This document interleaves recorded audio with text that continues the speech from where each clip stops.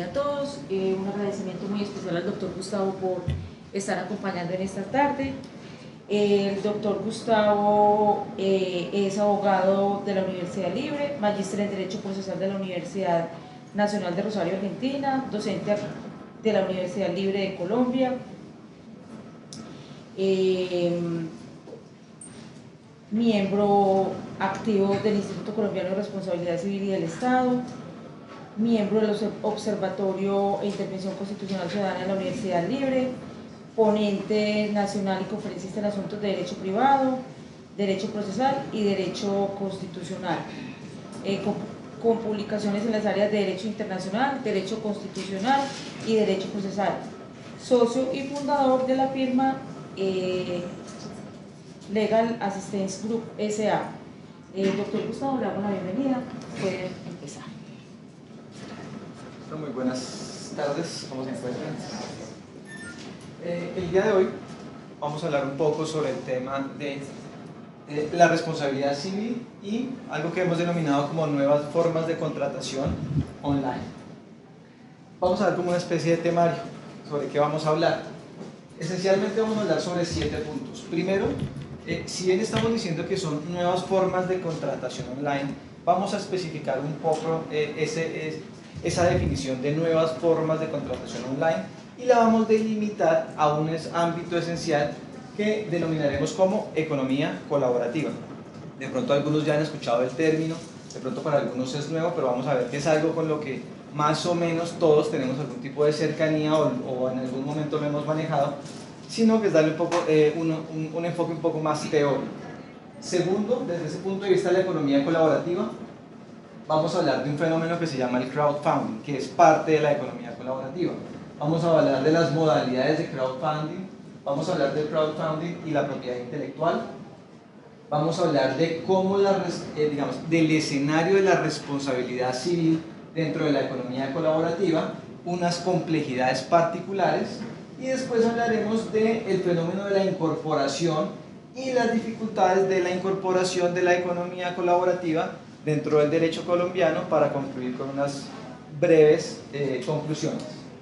Primero, ¿qué es la economía colaborativa? Es decir, desde el punto de vista de la contratación online y lo que es la economía colaborativa, lo primero que hay que decir es que no es tan claro o no ha sido tan generalmente aceptado un único concepto sobre lo que es la economía colaborativa. ¿Por qué? Porque es un fenómeno que se está dando socialmente, pero que desde el punto de vista teórico y jurídico todavía no ha sido totalmente desarrollado. Es decir, estamos ante un escenario económico en el cual ya las cosas se están dando en gran medida, pero las respuestas desde el punto de vista del derecho todavía no se han concretado. Si buscamos una definición de lo que es la economía colaborativa, el único documento que podría llegarnos a servir es un comunicado que realizó la Comisión Europea en el año 2016. En el año 2016, la Comisión Europea, identificando que el tema de la economía colaborativa está creciendo tanto en Europa, decidió sacar una especie de comunicado que es como un antecedente a lo que plantea llevar ante la Comunidad Europea, que es específicamente el tema de crear una directiva de la Comunidad Europea para todo el tema de la economía colaborativa. Es decir, la economía colaborativa ha crecido tanto en la Unión Europea que ya la Comisión Europea ha dicho, no, miren, nos tenemos que sentar a reglamentar el asunto. Y para sentarse a reglamentar el asunto, la Comisión Europea nos dice, miren, la economía colaborativa es aquella que posibilita modelos de negocios en los que se facilitan actividades mediante plataformas que crean mercados abiertos para el uso temporal de mercancías o de servicios ofrecidos usualmente por particulares. Parafraseando lo que dice la Comisión Europea, porque este es un concepto mucho más largo, la Comisión nos dice dichas transacciones de la economía colaborativa no implican necesariamente un cambio de propiedad y pueden realizarse con o sin ánimo de lucro. Es decir, estamos hablando de plataformas electrónicas en las cuales las personas prestan servicios o transan con bienes, pero aquí lo importante es que no necesariamente hay un cambio de propiedad. Es decir, estamos hablando digamos, dentro de la teoría general del derecho privado, no necesariamente un cambio de propiedad, de titular del derecho real, sino más bien desde el punto de vista del uso, de cómo la economía colaborativa nos lleva a hacer negociaciones dentro de las cuales no siempre estamos comprando y vendiendo. Por lo tanto, cuando hablamos de economía colaborativa, tenemos que hablar de consumo colaborativo. Y el consumo colaborativo es una realidad y un cambio de paradigma en el cual las personas empezaron a decir, mire, yo puede que necesite bienes o servicios, sobre todo bienes, puede que tenga una necesidad de un bien, pero esa necesidad es temporal. Yo no necesito o no quiero salir al mercado a comprarme una cosa que voy a usar media hora, un día, 3 días, 5 días, y después lo voy a guardar y nunca más en mi vida lo vuelvo a usar. Es decir, la economía colaborativa y el consumo colaborativo termina siendo como algún tipo de respuesta frente a ese capitalismo de adquisición desmesurado. Acá es la sociedad diciendo yo no necesito tanto y además lo que ya tengo no lo uso. Como hay muchas cosas que tengo y no uso, empecemos a negociar con esas cosas que yo tengo y no uso. Entonces, a nivel mundial, ese consumo colaborativo, entonces hay que pegarnos a esa expresión colaborativa. Cuando hablamos de colaborativo, en estricto sentido es colaboración.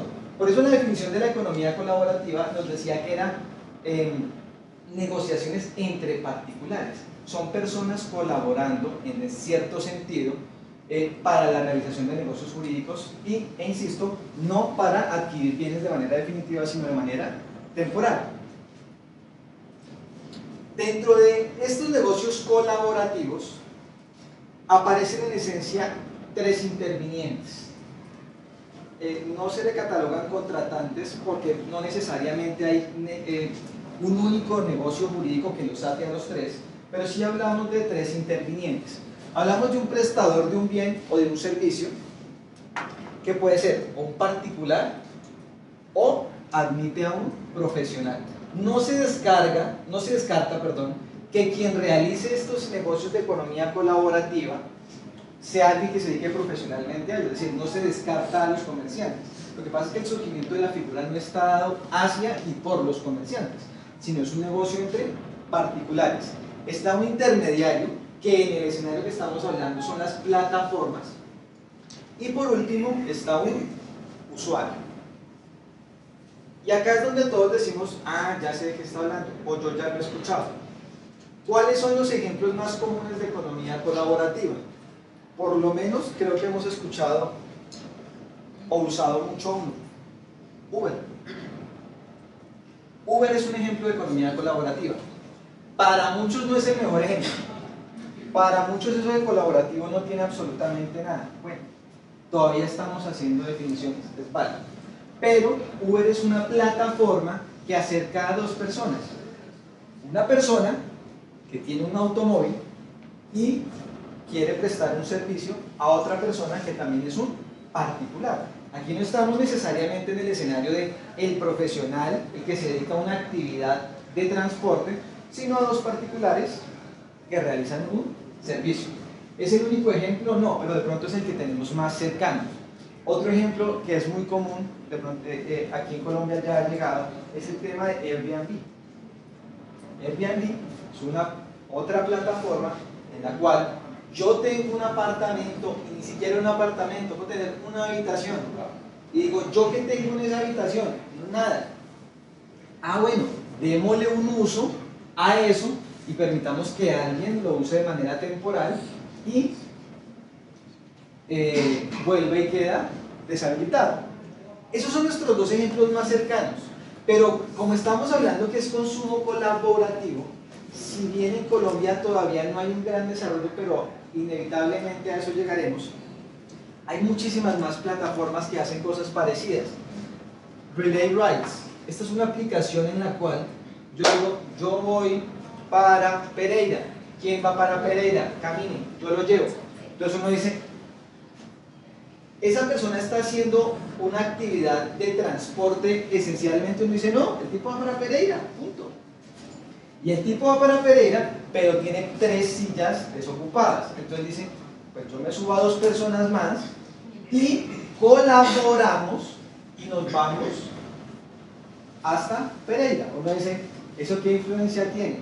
BlaBlaCar es una aplicación en España que en teoría supuestamente está quebrando al sector transporte, porque BlaBlaCar se dedica a eso. Voy de Madrid a Barcelona, ¿quiénes se suben?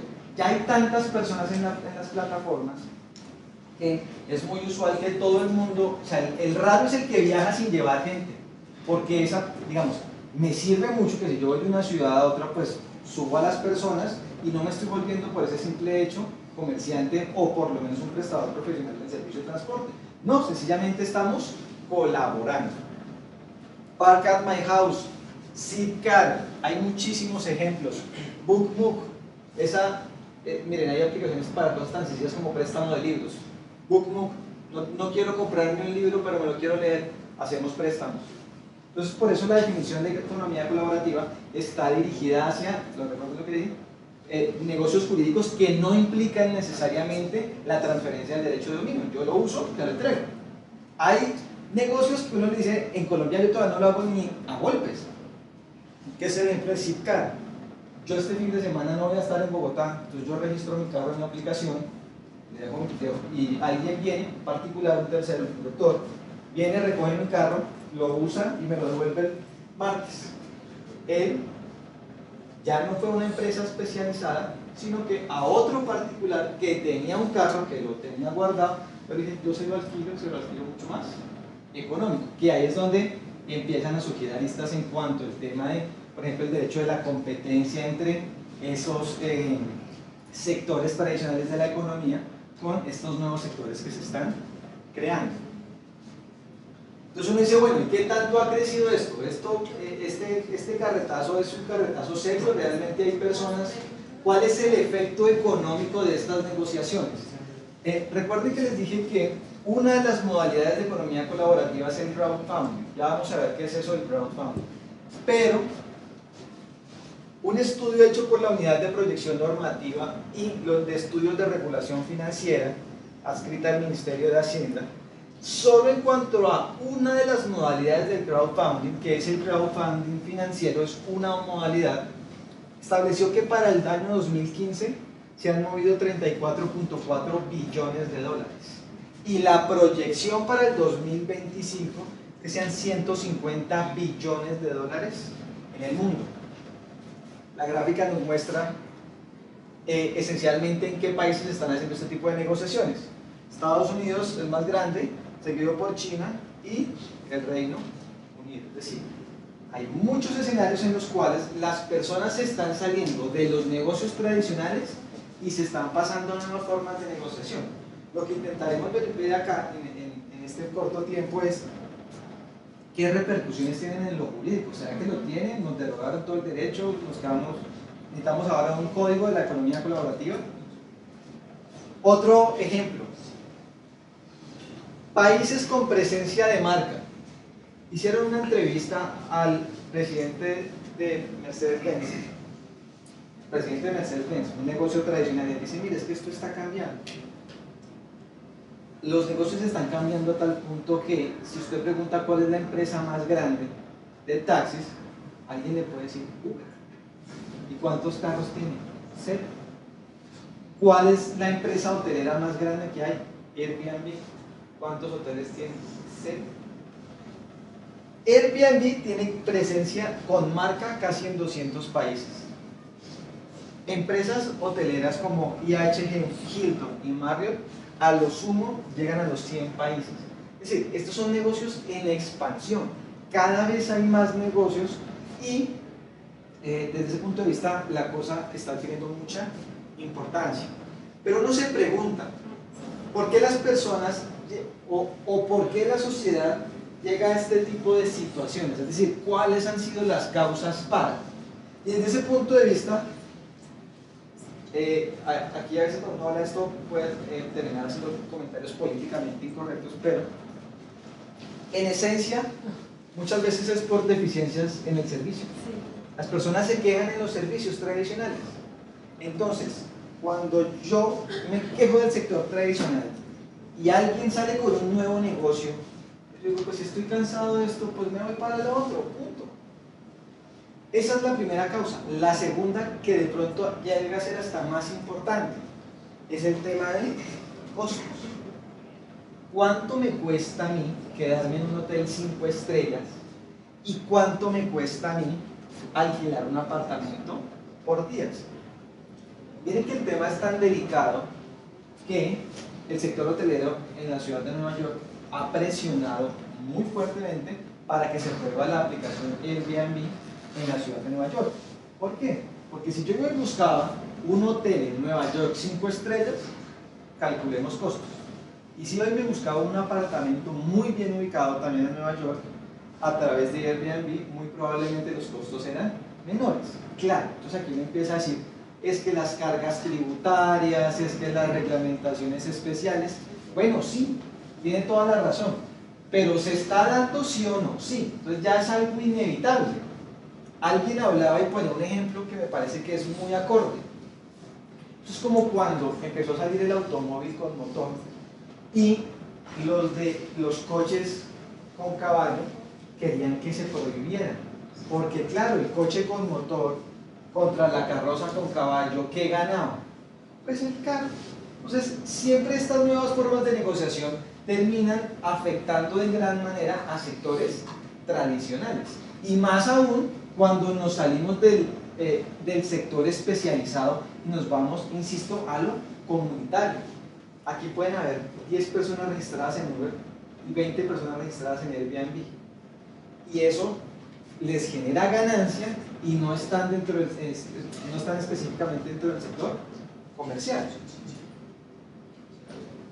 Metiéndonos un poco ya en lo jurídico, entonces uno dice, bueno, en las negociaciones online se han intentado definir como dos tipos de relaciones distintas.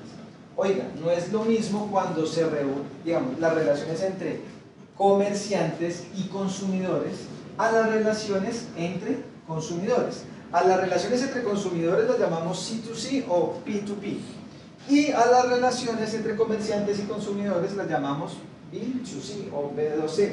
En esencia es para, en el plano de lo jurídico tiene mucha repercusión porque nos lleva a hablar de escenarios jurídicos totalmente distintos. Y la regla general es que cuando hablamos de economía colaborativa nos vamos a enmarcar en las relaciones jurídicas entre consumidores. Entonces uno dice, bueno, ¿qué tanto ha permeado eso en Colombia? Traje dos casos para que lo viéramos. De pronto algunos los conocen. Una aplicación que se llama Fuímonos. Eso es una plataforma colombiana. Está diseñada para que, un ejemplo, todos trabajamos en Alpina. Todos nos registramos y yo registro que yo salgo de mi casa al sur de la ciudad a las 6 de la mañana y la aplicación dice, hey, pues usted de camino puede recoger al doctor, recójalo, y de camino puede recoger al doctor, recójalo. ¿Nos estamos enriqueciendo? No. ¿Estamos haciendo economía colaborativa? Sí. Puede que les cobre ahora. No es de la esencia del negocio que sea o no lucrativo. Y otro ejemplo en plataformas colombianas es una plataforma que se llama Roomies. Es una plataforma que ayuda, sobre todo a universitarios, a encontrar o habitaciones o compañeros. Y la plataforma lo único que hace es un acercamiento. Es decir, todo esto estamos en el escenario de la intermediación. Por eso hace un rato les decía que los intervinientes en este tipo de negocios tienden a ser tres: un prestador, un intermediario, que siempre es la plataforma, y un usuario final. Esa es la economía colaborativa, grosso modo. Son negocios de eso, de colaboración. Dentro de esa economía colaborativa, dentro de ese género, encontramos una especie que denominamos como crowdfunding. Y ese crowdfunding también tiene mucha relevancia. Primero, antes de explicarlo, vamos a hablar cuál es el nacimiento de la figura. En esencia, ustedes saben que hay sectores productivos, sobre todo las pequeñas y medianas empresas, que necesitan financiación. Todo el que quiera hacer algo necesita plata. Por lo tanto, en el sector tradicional, ¿usted a quién le pide plata? Al banco. Esas pequeñas y medianas empresas no siempre tienen acceso al sector financiero. Desde ese punto de vista, también hubo una respuesta desde la economía colaborativa. Entonces, ¿cuál es su problema? ¿Financiación? Sí. ¿El banco no le presta plata? No. Entonces, ¿quién le va a prestar plata? Todos. Todos vamos a hacer financiación. Y entonces, ¿qué es el crowdfunding?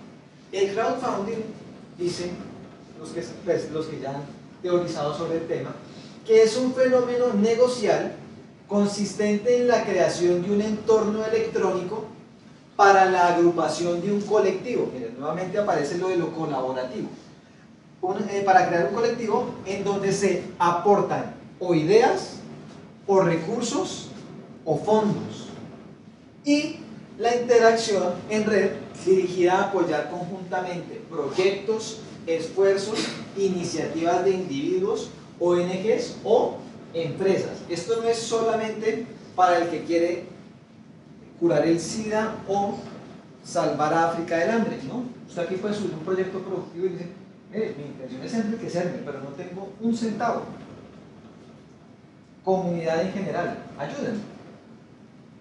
Entonces, el crowdfunding, ¿qué es lo que termina haciendo? El crowdfunding es una nueva forma de financiación. Recuerden que nosotros como abogados muchas veces nos consultan para ver qué modelos contractuales le podemos ofrecer al cliente y de esas formas contractuales él pueda mirar cómo capta recursos. Dentro de las posibilidades que uno tiene hoy en día, uno dice, mira, ya está, hay, pues, digamos, contrato de mutuo, el viejito, el del Código Civil, el del Código de Comercio, hay contratos atípicos que también ayudan a resolver el tema, o también hay negocios electrónicos como el crowdfunding.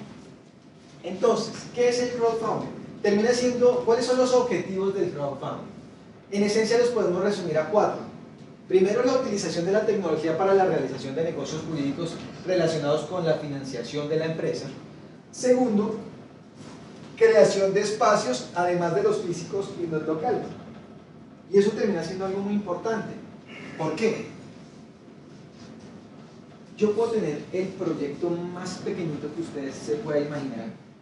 Y si yo no utilizo herramientas electrónicas, mi negocio se reduce a lo físico y a lo local. Es decir, si quiero crear, tengo una idea muy buena, mis escenarios físicos me limitan a Medellín.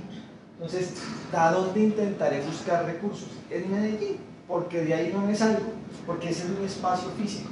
Entonces, la economía colaborativa y el crowdfunding sirven de otras cosas para salirse de esos espacios físicos. Es decir, usted va a vender un proyecto y va a buscar recursos, ya lo hemos hablado, un desprecio por un sector financiero o por un sector tradicional y la construcción a partir de lo comunitario. En el 2011 el New York Times dijo que una de las 10 cosas que iba a revolucionar la economía mundial era la economía colaborativa. Esta era una de las cosas que iba a revolucionar, en teoría, la economía. ¿Y qué no se financia dentro del sector tradicional? En esencia, uno puede decir, mire, no se financia dentro del sector tradicional ni lo cultural, ni lo artístico, ni lo inventivo, ni lo científico, ni los proyectos pequeños, ni la investigación, el desarrollo y la innovación. Entonces, como dijimos, el crowdfunding nos lleva a una base comunitaria, a una financiación de proyectos y a una intermediación y negociación a través de escenarios tecnológicos. El crowdfunding, a su vez, tiene unas modalidades. Es decir, no todos los negocios que se hacen de crowdfunding son exactamente iguales. La primera modalidad de crowdfunding es un crowdfunding de donación. Es decir, aquí en esencia lo único que hacemos es aportar fondos. ¿Cuál es la retribución? Ninguna.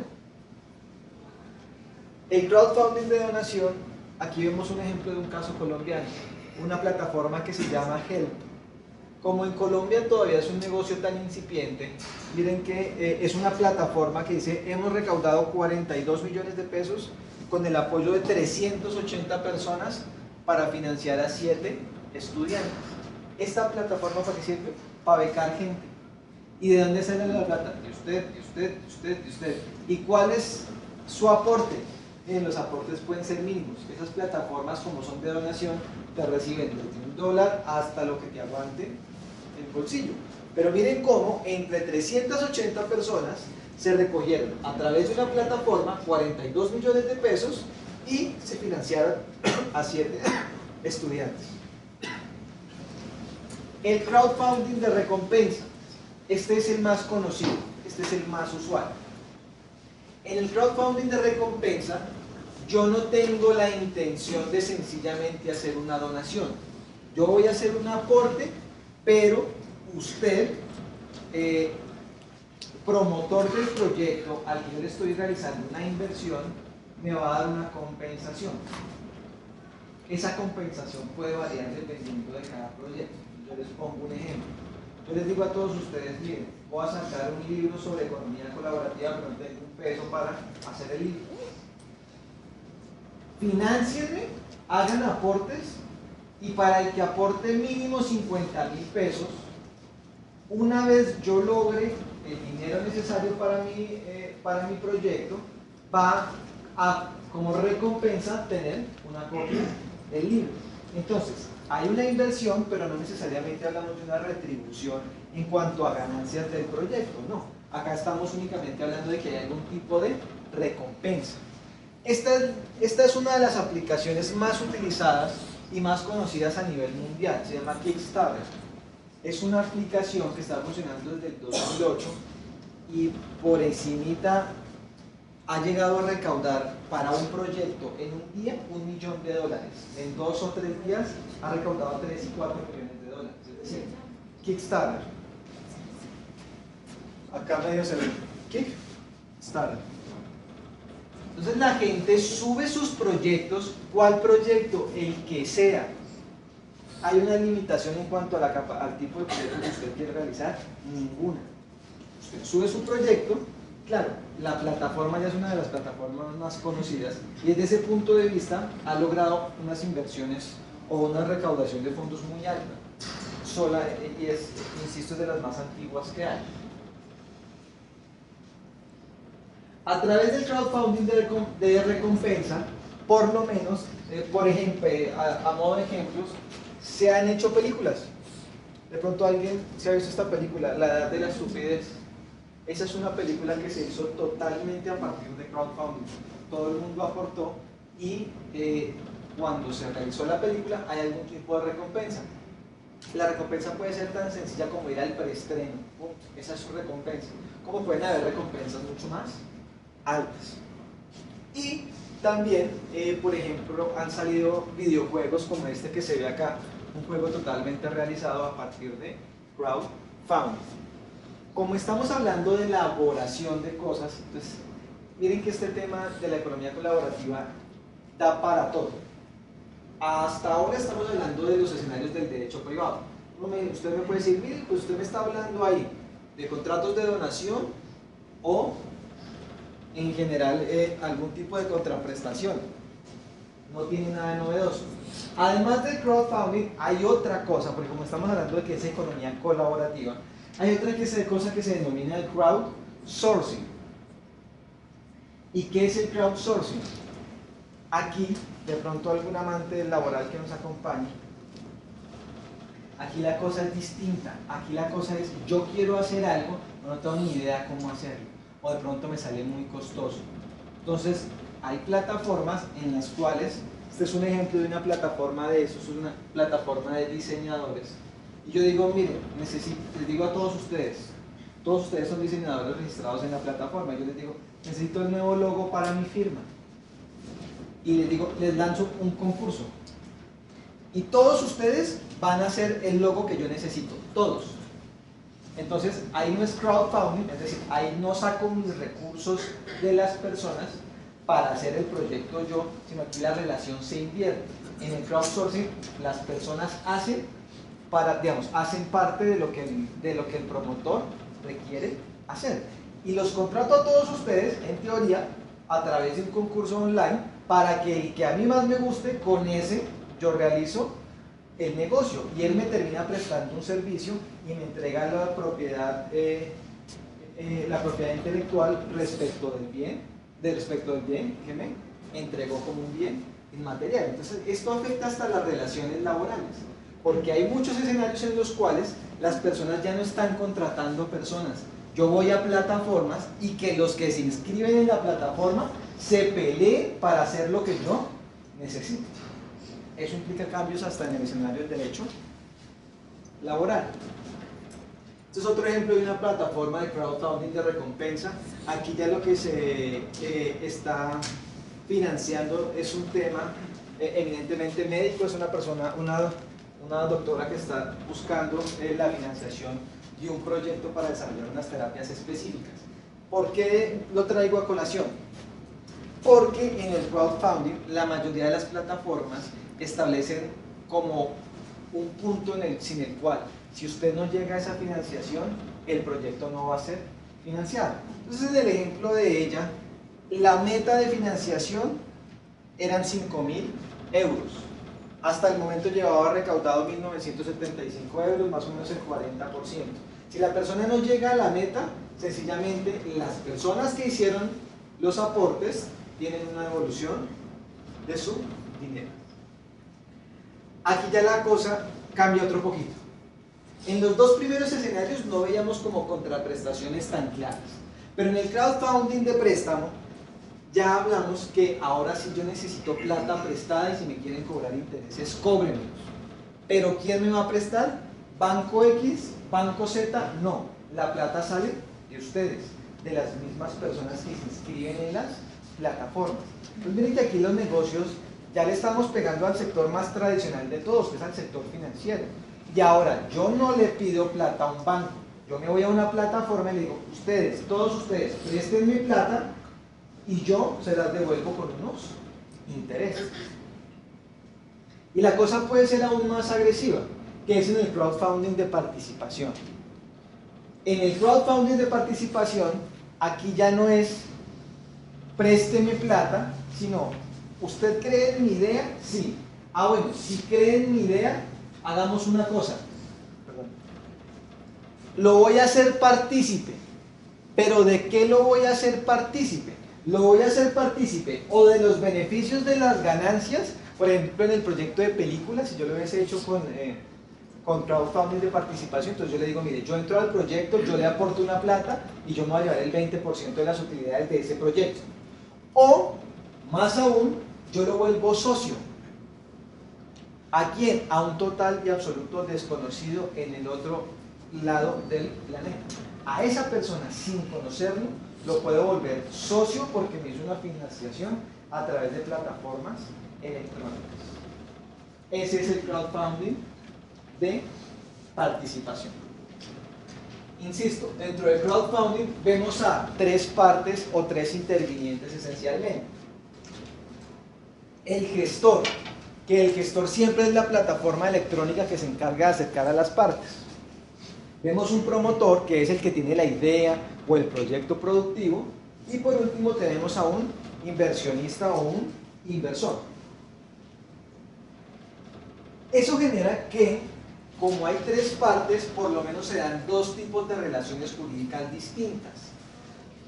Un tipo de crowdfunding es el crowdfunding directo. ¿Qué significa que el crowdfunding sea directo? Que si bien aparece un gestor, que es una plataforma, en el negocio jurídico de manera concreta, ese gestor no interviene. Es decir, si estamos hablando de plata, la plata sale del inversionista al promotor directamente, no pasa por el gestor. Y en el crowdfunding indirecto ya hay una relación más compleja, porque el inversionista paga a través del gestor y el gestor, cumplidas unas condiciones, paga al promotor. Pero aún así también hay una relación entre promotor e inversionista. Entonces miren que las relaciones jurídicas no siempre son iguales y no en todos los escenarios hablamos exactamente de lo mismo. Entendiendo la generalidad de qué es la economía colaborativa y cómo dentro de esa economía colaborativa hablamos de un fenómeno especial que es el crowdfunding, aquí ya nos toca empezar a golpearnos el conocimiento y decir, bueno, ¿y eso qué tanto me cambia el derecho? Es decir, desde el punto de vista de lo jurídico, ¿cuál es la trascendencia del asunto? Y entonces uno tendría que plantearse otra pregunta. Estamos hablando de plataformas electrónicas y desde ese punto de vista, ¿qué tanto requiero que el Estado intervenga en este tipo de negociaciones realizadas a través de medios electrónicos? Y entonces aquí aparece uno de los temas más importantes que se da en materia de crowdfunding. Estamos hablando de que son negocios que, como yo los hago por internet, los puedo hacer con cualquiera, con un chileno, un chino, un norteamericano, un inglés, etc.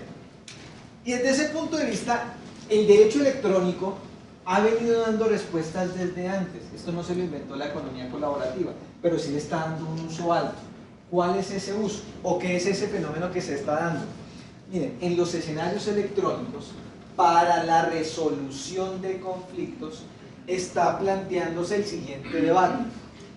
¿Qué es más importante? ¿La autorregulación y los códigos de conducta o el derecho nacional?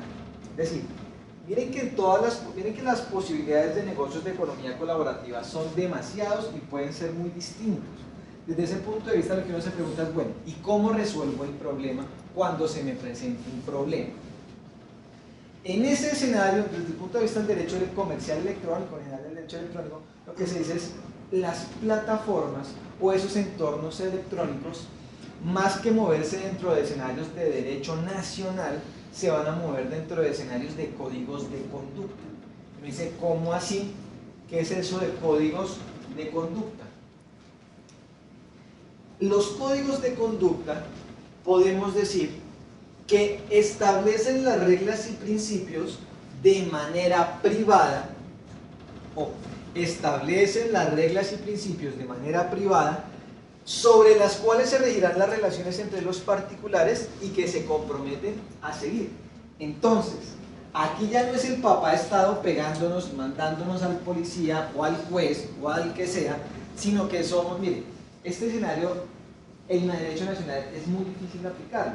Entonces, ¿cómo es la mejor forma de resolver los conflictos? Autorregulándonos. Me dice, ¿cómo así autorregulándonos? Sí, las plataformas electrónicas básicamente funcionan a partir de tres conceptos y esos tres conceptos en los negocios electrónicos se vuelven muy importantes y de pronto muchos de ustedes inconscientemente lo han visto, pero no ven las consecuencias legales de eso. ¿Qué cuáles son? ¿Cómo sé yo qué tan confiable es realizar un negocio por internet? Entonces dicen, mire, usted puede ver qué tan seguro es realizar un negocio online a partir de tres cosas. ¿Cuáles son las condiciones y políticas de los sitios web? Es decir, ¿qué tantas obligaciones le impone al usuario que se registra la plataforma? Por el otro lado, el tema de las calificaciones de los servicios en la plataforma. Y eso termina siendo lo más importante. Todos acá, de pronto, casi todos, han cogido Uber. Y ustedes saben cuáles son las consecuencias de que en Uber, el conductor de Uber se porte mal. Usted le pone ahí una estrellita. Y si el tipo gana muchas estrellitas de abono, ¿qué hace la plataforma? Lo expulsa. Desde ese punto de vista uno dice, bueno, entonces allá hay un juez detrás de él diciéndole, mire, es que usted tiene una relación de consumo y tiene que portarse bien porque la calidad en materia del estatuto del consumidor es importante en la prestación del servicio. No. Pero el tipo se porta bien. ¿Y por qué se porta bien? Porque no quiere ser excluido. Entonces, por eso en materia de contratación electrónica, la autorregulación se vuelve muy importante, porque son las mismas plataformas las que le dicen a las personas, si usted se porta mal, lo saco. Y si lo saco, pues se pierde la oportunidad de realizar nuevos negocios. Y puede que esa persona por fuera de la plataforma sea un guachegamín, pero en la plataforma se porta bien. porque no quiere ser excluido de la negociación. Y por último, las opiniones sobre la calidad del producto o de los servicios. Entonces todos cada vez que queremos comprar algo decimos, venga, ¿qué tan bien está calificada esta persona? ¿Qué comentarios han dejado las personas sobre esa persona con la cual yo quiero adquirir un servicio o un bien? Entonces, este es uno de los principales escenarios de la resolución de conflictos en los escenarios electrónicos. Acá prevalece más la autorregulación de las plataformas que las normas del derecho nacional. Entonces, uno acá podría plantearse, o sea que usted me está diciendo que todo lo que yo aprendí no sirve para nada. No, es fácil. Todavía no hemos llegado a eso, pero sí es importante establecer que lo importante o a lo que se le da prevalencia en materia de contratación electrónica es a la autorregulación, que sean las mismas plataformas las que resuelvan sus conflictos. En cuanto a la responsabilidad civil en la economía colaborativa, vamos a hablar de unas complejidades particulares. No pretendo ni agotarlas ni resolverlas, solo llevarlas a un plano del planteamiento en lo contractual. Primero, responsabilidad contractual de las partes en estos negocios y figuras como el retracto. A uno siempre le enseñan, mire, el contrato es ley para las partes y si se incumple eso va a tener consecuencias y nos vamos a la demanda, la responsabilidad civil, etcétera, etcétera, etcétera. Como estamos hablando que en la economía colaborativa usted acepta unos términos y condiciones, cuando usted está aceptando términos y condiciones, se está en parte, guste o no, sometiendo a unas reglas especiales del negocio. Casi que se está sometiendo a una justicia privada. Y si yo le digo, por ejemplo, contrato una empresa de transporte especializada y le digo, tiene que recoger mañana a las 7 de la noche en el hotel tal. Vaya y no me recojan. Yo le hago escándalo, pongo una queja ante la super y le meto su demanda, por ejemplo, un tema del tiquete, ¿no? Entonces no puede llegar a firmar el contrato más importante de mi vida, eso me termina debiendo 5.000 millones de pesos. Listo. Pero miren que en las negociaciones online, esa posibilidad de retracto es mucho más flexible. Las plataformas online están diseñadas para que usted se pueda retractar de los contratos de manera mucho más fácil. Sigamos con el ejemplo que para nosotros es más cercano, Uber. Vaya a la puerta de un taxi y súbase. Si lo quieren hacer bajar, ya se echó, graba al taxista, que por qué no va a hacer bajar. En Uber, te pido un Uber y el tipo le cancela a los 2 segundos. ¿Y usted qué hizo? Nada. ¿Él se puede retractar del negocio? Sí. Plataformas como Airbnb. Yo le hago el pago a la plataforma, pero el propietario del apartamento se me puede retractar hasta un día antes de que yo realice el negocio y vaya y él me preste el apartamento de manera temporal. Entonces, en este tipo de escenarios, el retracto se analiza de manera distinta. La posibilidad de retractarse en negocios electrónicos es mucho más fácil, pero es por los mismos términos y condiciones que usted asume. Segundo escenario, seguridad en las transacciones. Para muchas personas las transacciones terminan siendo mucho más seguras por la intervención de esa plataforma electrónica, cuando la plataforma interviene en la transacción. ¿Por qué? Porque en muchos escenarios, todos tenemos un conocido al que le ha pasado, le dijeron que le iban a arrendar un apartamento y fue y consiguió una plata y le iban a arrendar el 505 y cuando fue había hasta el 303. Y en el escenario de las plataformas electrónicas, quien controla el negocio jurídico es la plataforma. Entonces, usted le tremendo, ¿ya le entregaron el apartamento? Sí. ¿Se portó bien el tipo? Sí. ¿Me autoriza que le pague? Sí. Ah, bueno, pues ahora sí la plataforma le entrega al prestador el servicio. Hay mayor transacciones. Otro tema, incumplimientos e indemnizaciones. Casi en todas las plataformas, cuando nosotros nos registramos, lo primero que nos piden es registre una tarjeta. Cuando usted hace eso, si usted es juicioso y se acepta, y cuando lee la aceptación de términos y condiciones, dentro de una de las cosas que plantean ahí casi todas las plataformas, es que usted acepta el débito por los perjuicios que causa. Entonces, desde ese punto de vista, si a usted se le tiró el carro al señor del Uber,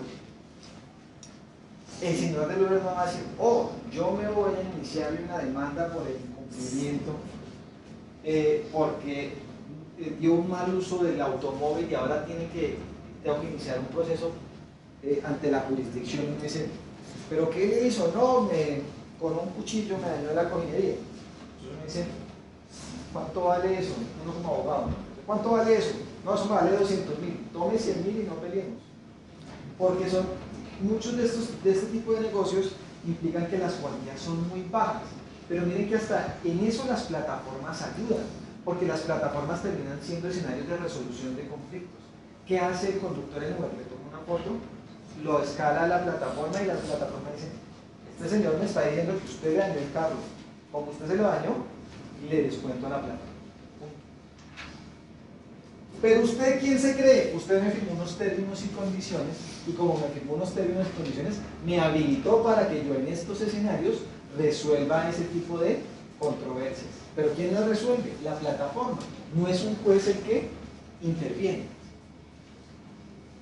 Otro tema, la asunción del riesgo. ¿Quién asume los riesgos? Y eso sí que se vuelve complicado. Hasta ahora nadie se ha matado en un Uber y nadie se ha matado arrendando a través de Airbnb. Pero el día que eso suceda, van a empezar a decirse, bueno, ¿y los seguros obligatorios? ¿Quién asume los riesgos? ¿Va a pagar Uber o va a pagar el prestador del servicio?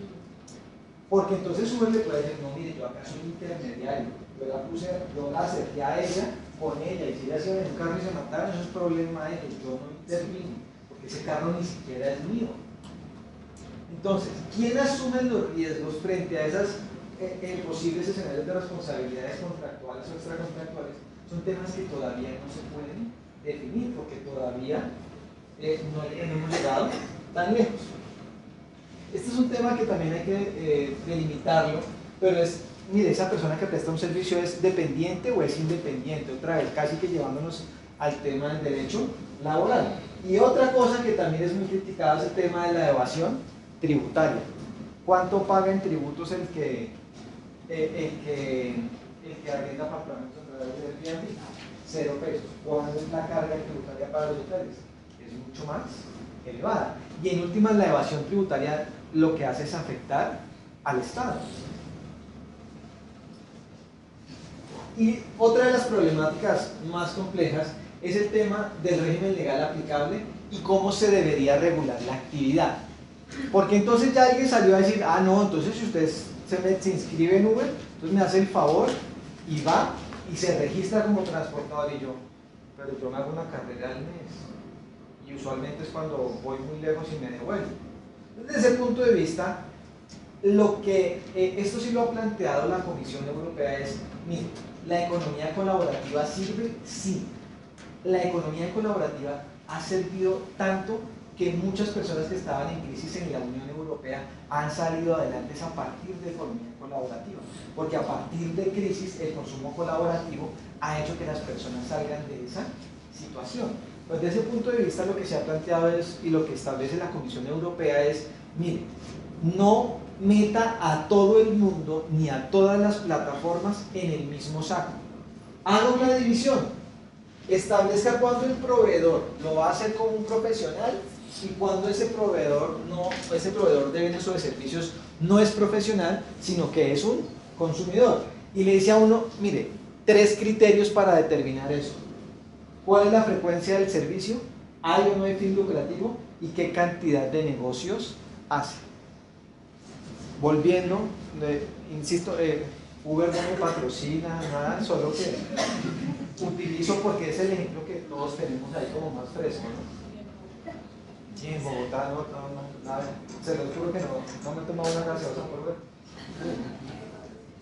Pero uno dice, bueno, el que se hace una carrera a la semana en Uber, con el que trabaja 10 horas al día en Uber, ¿será que nos vamos a meter a más personas en el mismo saco y les vamos a aplicar el mismo régimen legal? Dice, no tiene sentido. Entonces, aquí lo que plantea la Comisión Europea es regule, sí, haga regulaciones, Lo que pasa es que en el derecho colombiano, con todo el respeto, le hemos dado la peor de las lecturas. En todos los otros países se han preocupado por regular, y en Colombia nos preocupamos es por sancionar. Entonces, es un tema de derecho privado, y ¿cuál ha sido nuestra respuesta? El derecho administrativo sancionatorio. Entonces, tenemos a toda la super persiguiendo a estas plataformas para sancionarlas, como si eso resolviera el problema. No lo resuelve para nada. En la Unión Europea sí están preocupados por el tema. Barcelona tiene un problema actualmente por el Airbnb inmenso. Como es una ciudad tan turística y es tan pequeña, nadie quiere los apartamentos para vivir, los quiere para arrendarlos por Airbnb. Y desde ese punto de vista, usted como local, ir a buscar un apartamento y le vale el triple. Entonces es un escenario en el que la economía colaborativa está afectando los entornos de las personas en su cotidianidad. Otro de los problemas, recuerden que dijimos que en el crowdfunding uno puede aportar ideas. Yo no necesariamente siempre aporto plata, yo también puedo aportar ideas. Y eso nos mata en el tema de la propiedad intelectual. Porque entonces uno dice, bueno, ¿usted aportó ideas? Sí. Entonces va a tener derechos patrimoniales de autor o va a tener derechos morales de autor. Se volvieron coautores, ahora la titularidad es de ambos. Entonces son temas que pueden generar muchas controversias. Lo mismo en materia de propiedad industrial. A partir de una idea que fue financiada por crowdfunding, uno puede decir, bueno, si yo aporté ideas, yo puedo ser el titular de la patente. O si aporté dinero, yo puedo explotarlo industrialmente. No soy el dueño, pero sí puedo llegar a tener algún tipo de derecho de explotación. Lo que ya habíamos planteado, régimen legal aplicable. Yo puedo tener un inversionista colombiano con un promotor que tiene una idea en Alemania. La aplicación es Kickstarter, que queda en Estados Unidos, y eso se está difundiendo por toda la Unión Europea. Resuelvan ese tema de derecho de régimen legal aplicable. No resuelve nada. Pero ya hay casos que han sido resueltos en otros escenarios. Hay un caso muy sonado que es el caso Altius Management versus Consumidores de Estados Unidos, que es un caso en el cual unas personas subieron un proyecto, dijeron vamos a hacer un juego de cartas. Insisto, mire, las ideas no necesariamente, esto no es para la idea más revolucionaria del mundo, esta es para la idea que usted quiera. Y acá era sacar un juego de cartas, recaudaron como $15,000 y a los 3 días mandaron un mensaje, no pudimos, no nos quedó grande esto de hacer cartas, es muy difícil, y se perdieron y se llevaron la plata. Los consumidores en general, todos los que hicieron donaciones para este proyecto, lo llevaron a la justicia norteamericana. ¿Y qué es lo importante?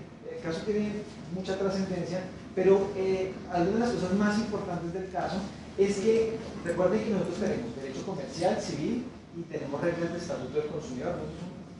A veces identificar el régimen legal aplicable es muy complejo. En la justicia norteamericana se dijo, mire, esas relaciones siempre son relaciones de consumo y siempre las reglas a aplicar son las reglas de los estatutos del consumidor. Y después de dar esa explicación, la incorporación al derecho colombiano, uno dice, bueno, ¿y qué tan fácil se incorpora eso al derecho colombiano? Pues la verdad creo que es de las cosas más difíciles que hay. Primero, para el crowdfunding de colaboración, nuestro régimen en materia de derechos societarios es muy cerrado. Imagínense acá usted haciendo crowdfunding de participación y diciéndole, bueno, mándeme todos los papeles para ir a registrarlo en la Cámara de Comercio, necesito que me autentiquen. No es de la esencia de los negocios ese tipo de circunstancias. Pero entonces eso es un problema que tenemos en Colombia. Esta es una noticia que también ayuda a ejemplificar. Dice el viacrucis de hacer crowdfunding en Colombia. Como somos lamentablemente un país que tiene muchos problemas de lavado de activos y estas donaciones se hacen a través de plataformas online, la incorporación de eso, cuando ya le mandan, digamos que usted subió el proyecto y conseguí $30,000 para que le den la plata en Colombia, eso es peor, porque le presumen, bueno, ¿usted dónde sacó esa plata? No, es que fue un proyecto que yo financié a través de economía colaborativa. ¿Quién le mandó la plata? La plataforma. ¿Y ella se la está donando? No, porque no es plata de ella. ¿Y entonces quién se lo da? Un chino. Dígale que nomás de una certificación, no tengo ni idea. Yo le di gracias por internet porque me lo dio 10 dólares. Le di, me gusta, me encanta. Pero esto ha generado problemas porque ya hay personas que están haciendo el esfuerzo, pero nuestra normatividad es tan poco flexible que hasta solo hecho de recibir la plata genera inconvenientes. Y entonces uno le complica más el escenario en el derecho colombiano. Y aparece una vaina que dice captación masiva. Cuando su pasivo para con el público esté compuesta por obligaciones con más de 20 personas o por más de 50 obligaciones, usted está haciendo captación masiva. Entonces, usted se ponga a hacer crowdfunding de préstamo en Colombia, llega a la fiscalía, lo coge la manito y nos vamos a la cárcel. Porque nosotros tenemos la prohibición de la captación masiva. Hay muchas, las plataformas de préstamo y las plataformas de participación no han querido entrar en Colombia por esta norma, le tienen miedo. Porque donde se metan, en 8 días todo el mundo en la cárcel.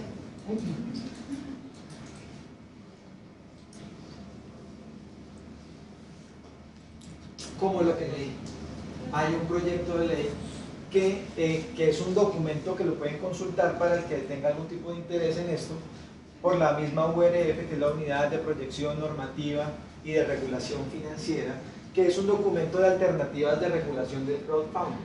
Como ya nos dimos cuenta que es algo que es inevitable, pues ya sobre todo el Ministerio de Hacienda empezó a decir, bueno, hay que sacar algún tipo de regulación, y sobre todo la que tiene que ver con préstamos y de participaciones societarias. Desde este punto de vista uno puede plantearse unas pequeñas conclusiones finales.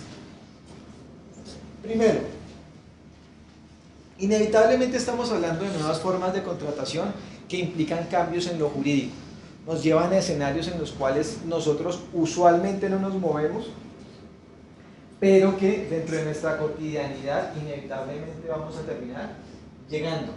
Segundo, esto es una herramienta que le sirve a muchas personas para buscar nuevas formas de financiación cuando definitivamente los sectores tradicionales no se lo permiten.